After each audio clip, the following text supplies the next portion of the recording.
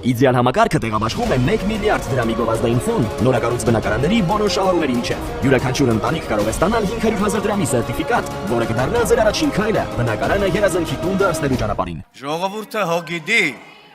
Տիկին Գյուրեղյան, ժողովուրդը հո գիտի, ժողովուրդը հո տեսնում է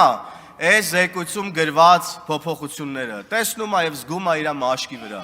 Ինչքան ուզում եք այստեղ եկեք գոռացեք, ինչ ուզում եք խոսեք, ժողովուրդը գիտի, Տիկին Գյուրեղյան, մի ընդհատեք, գրելու եւ տպելու կարիք էլ չկար, որտեղ ժողովրդին որ թողես 4 հատ է զեկույցից կգրի իր խոսքով։ Նենց որ անիմաստ մեկ եք, այստեղ ձեր ներվերն ու ժամանակը ծախսեք։ Մեծարգո վարչապետ,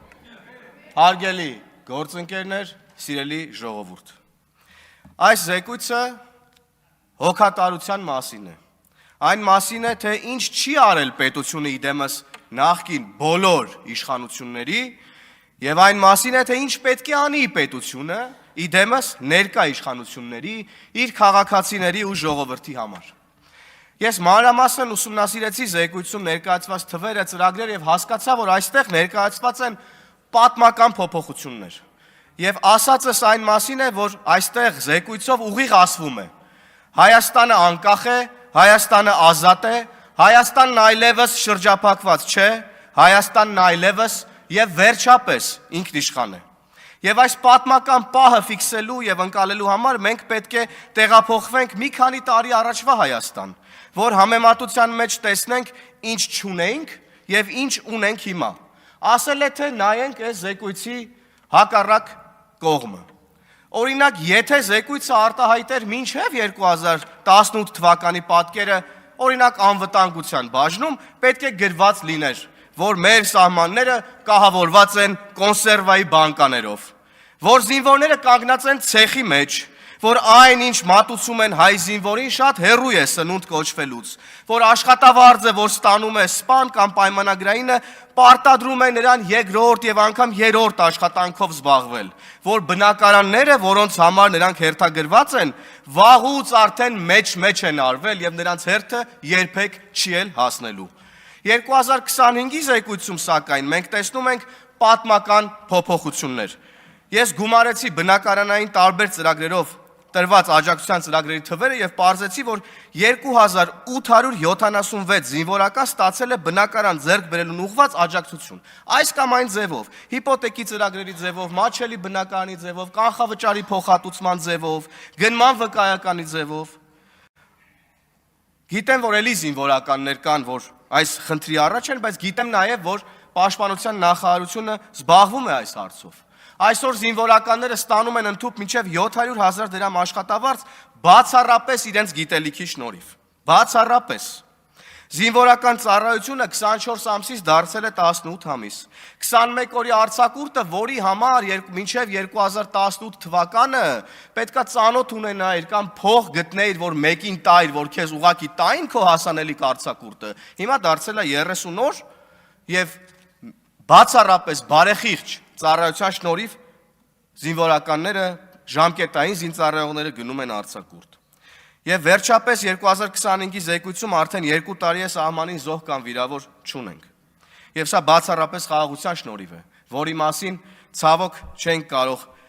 տեղեկություններ գտնել մինչև 2018-ի զեկույցում, 2019-ի զեկույցում, 20-ի զեկույցում, 21-ի զեկույցում ցավոք։ Անվտանգության եւ խաղաղության, մեր ժողովրդավարության եւ ազատության մասին են խոսում զբոսաշրջիկների այցելությունների մասին թվերը։ 2017-ի համեմատ 2025-ին 50%-ով ավելի զբոսաշրջիկ է եկել Հայաստան։ Էլ չեմ խոսում միջազգային մամուլում ամենատարբեր հարթակներում ոչ հայաստանցի մարդկանց կողմից մեր երկրի վերաբերյալ դրական տեսանյութերը, որտեղ մեր երկիրը նկարագրվում է որպես ամենաազատ, ամենաանվտանգ երկրներից մեկը աշխարհում։ Բա միգրացիոն թվերին եթե անդրադառնանք, մենք պատմական թիվ ենք արձանագրել։ Ավելի շատ քաղաքացի է եկել Հայաստան, 8660 քաղաքացի է վերադարձել Հայաստան։ Վերադարձել է, որովհետև տեսել եւ վստահ է, որ պետությունը հոգ է տանում իր քաղաքացիների մասին։ Մինչև 2018-ի զեկույցներում բոլոր ծրագրերը եւ թվերը հակառակի մասին էին։ Այն մասին էին, որ Հայաստանից 800,000-ից մինչև 1 միլիոն մարդ է հեռացել։ Եթե հաշվենք 91 թվականից, կարող եմ ավելի մոտենալ, որ չասեն շատ հեռու գնաց, 2008 թվականից 300,000-ից ավելի մարդ անվերադարձ հեռացել է Հայաստանից։ Եվ ուրեմն մենք ոչ միայն նպաստել ենք, որ կանգ առնի արտագաղթը, այլև սկսվի ներգաղթը։ Գյուղատնտեսության ոլորտում աննախադեպ ներդրումներ են արվել ու ծրագրեր են իրականացվել, որոնց շնորհիվ մեր սիրելի քաղաքացիները գյուղտեխնիկա են ձեռք բերում, նոր հողեր են մշակում, ջերմոցներ են հիմնում, կարողանում են ոռոգել իրենց հողերը, մթերել իրենց ապրանքը։ 2025-ի զեկույցի հակառակ կողմում գրված կլիներ, որ մինչև 2015-ը համայնքային հողեր էին օտարում իրենց մտերիմներին, ջրագծեր են գետնի տակից հանում ու վաճառում, ամեն ինչ անում են, որ գյուղացին իր հողը թողնի անմշակ ու գնա արտերկիր, ուրիշի հողերը մշակելու համար, ուրիշ երկրներ հարստացնելու համար, կամ կոնկրետ երկրի հողեր մշակելու եւ կոնկրետ երկիր հարստացնելու համար։ Երիտասարդ ընտանիքներին տրվում է հսկայական աջակցություն, թե հիպոթեկի ծրագրի տեսքով, թե աշխատող ու չաշխատող մայրերին աջակցելու տեսքով, թե ամեն հաջորդ երեխայի ծննդի դեպքում։ 25-ից 26 թվականի Հայաստանում, սիրելի քաղաքացիներ, ավելի շատ երեխաներ են ծնվում, եւ նրանց մասին պետությունը հոգ է տանում։ Այս զեկույցի հակառակ կողմում մինչև 2018 թվականը երեխաներն արդեն պարտքի տակ էին ծնվում։ Մարդիկ վախենում էին պլանավորել երեխայի ծնունդը, որովհետև վստահ չէին, որ կկարողանան արժանապատիվ մանկություն ապահովել կամ առնվազն նվազագույն պայմաններ ապահովել իրենց երեխաների համար։ Ցնցող թիվ հնչեցրեց վարչապետը 3.7 միլիարդ դոլար, որը ներդրվել է համայնքներում կառավարության կողմից չհաշված սուբվենցիոն ծրագրերը։ Ինչ էր կատարվում մինչև 2018-ը։ Ոչինչ էլ չէր կատարվում, ոչինչ։ Կյանքը կանգնած էր համայնքներում, համայնքի բյուջեները թալանվում էին, գյուղապետերն էլ դառնում էին տեղի բդեշխները։ Այստեղ պետք է անդրադառնանք նաև ապօրինի գույքի բռնագանձման համակարգին։ Այն միայն գողոնը վերադարձնելու մասին չէ։ Այն մասին է, որ այդ գողոնն այլևս չի ավելանալու, բյուջեն այլևս չի թալանվելու, այլ ավելանալու է։ Ուստի ապօրինի գույքի վերադարձին առնչվող թվերը ամբողջական չեն արտահայտում այն էֆեկտը, որը բերել է այս համակարգը։ Գիտնականները Հայաստանում ապրում եւ ապրելու են արժանապատիվ։ 2017-ի համեմատ գիտության ոլորտի հատկացումը ավելացել է 180%-ով։ Աշխատավարձերը ոլորտում 105-ից 300%-ով։ Սա առնվազն նշանակում է, որ մինչև 2018 թվականը ոչ միայն ոչինչ չի արվել, այլ արվել է ամեն ինչ, որ գիտություն, գոյություն չունենա Հայաստանում։ 300 դպրոց եւ 500 մանկապարտեզ կառուցելու ծրագիրը միայն դպրոց կառուցելու մասին չէ, այլ այն մասին է, որ այլևս մանկապարտեզների ու դպրոցների տարածքները չեն օտարվում, չեն գողացվում, հատկապես դաշնակցական նախարարների պաշտոնավարման ժամանակ։ Հետևաբար, երբ մենք կառուցում ենք 300 դպրոց, մենք փրկում ենք նաև նույնքան դպրոց, որոնք դուք պետքա օտարեիք ձեր ընկերներին, հարազատներին, բարեկամներին։ Երբ որ մենք կառուցում ենք, վերակառուցում ենք 500 մանկապարտեզ, մենք նաև փրկում ենք 500 մի ուրիշ մանկապարտեզներ, որոնք դուք պետքա օտարեիք ձեր ընկերներին, աղբերներին, բարեկամներին, կուսակցականներին, կոալիցիոն գործընկերներին։ Որովհետև այդ ժամանակ էլ մինչև 2018-ն էլ ամեն բան արվում էր, որ Հայաստանում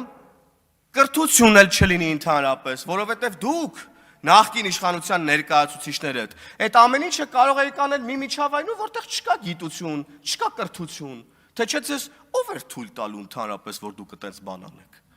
Եվ հիմա դրա համար դուք ներվայնանում եք, որովհետև գիտության եւ կրթության նման ֆինանսավորման, վերակառուցման, համակարգային փոփոխության պայմաններում դուք որպես քաղաքական ուժ, ել չեմ ասում որպես խմբակ, որ թալանում էր Հայաստանի Հանրապետությունը, ոչնչացված եք այլևս եւ վերադառնալու ոչ մի շանս չունեք։ Դե առողջապահության ապահովագրության մասին արդեն մենք չէ որ պետքա խոսենք, մեր քաղաքացիները մեր հանդիպումների ընթացքում, մեր մարզային այցելությունների ընթացքում շատ պատկերավոր նկարագրում են այն էֆեկտը, որը բերել է առողջապահության ապահովագրության համակարգը, թոշակների բարձրացումը եւ մյուս բոլոր սոցիալական ծրագրերը։ Եվ եթե գանք խաղաղության հաստատմանը, ապա վախենամ, որ եթե 2018-ի ոչ բռնի թավշյա ժողովրդական հեղափոխությունը չլիներ, ապա մենք ոչ միայն չենք ունենա այս ձեռքբերումները, այլև չենք ունենա ազատություն, անկախություն եւ ընդհանուր պետականություն։ Ուստի պետք է տեր կանգնենք այս փոփոխություններին։ Տեր կանգնենք այս փոփոխություններին։ Տեր կանգնենք այսօրվա Հայաստանին։ Տեր կանգնենք խաղաղությանը, որ չհայտնվենք էլի այս զեկույցի հակառակ կողմում, որտեղ կոռուպցիան է, ունեզրկումները, գողությունը եւ պատերազմը։ Շնորհակալություն։